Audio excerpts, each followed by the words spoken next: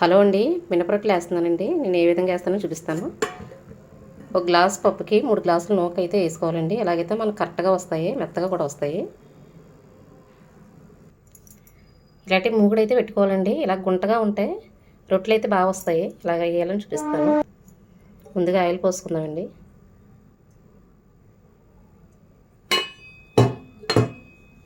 Oil హీటెక్కిన తర్వాతే రొట్టె అయితే వేసుకోవాలి, అప్పుడైతే బాగా వస్తుంది. ఆయిల్ అయితే వేడెక్కిందండి.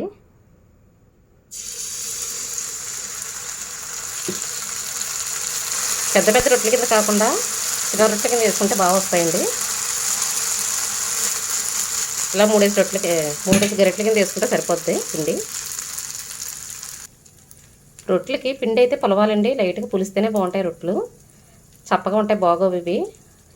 సాయంత్రం పిండి రుబ్బుకుంటే కనుక ఉదయం వరకు అలా ఉంచేసుకోవాలి, బయటే ఉంచుకోవాలి, ఫ్రిడ్జ్లో పెట్టకూడదు.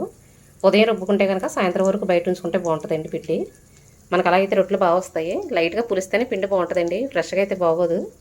కొంచెం పులిసిన తర్వాతే ఫ్రిడ్జ్లో పెట్టుకోవాలి పిండి అనేది. పైన కూడా కొంచెం ఆయిల్ చుక్క వేసుకోవాలండి, రొట్టె మీద కూడా.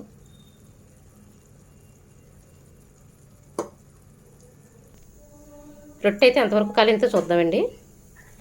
ఇది మరీ మాడగొట్టేయకూడదు, గోల్డెన్ షేడ్ వస్తేనే బాగుంటుంది రొట్టె.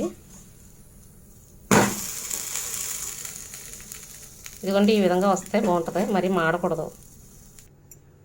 రొట్టె అయితే 2 వైపులా కాలిందండి బాగానే. ఇదిగోండి, ఈ విధంగా రావాలి. పిండి లైట్గా పొలవడం వల్ల రొట్టెలు అయితే బాగా వస్తాయండి.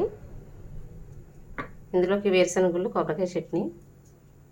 అంతే అండి, రొట్టె అయితే రెడీ అయిపోయింది. నచ్చితే లైక్ చేయండి, సబ్స్క్రైబ్ చేసుకోండి.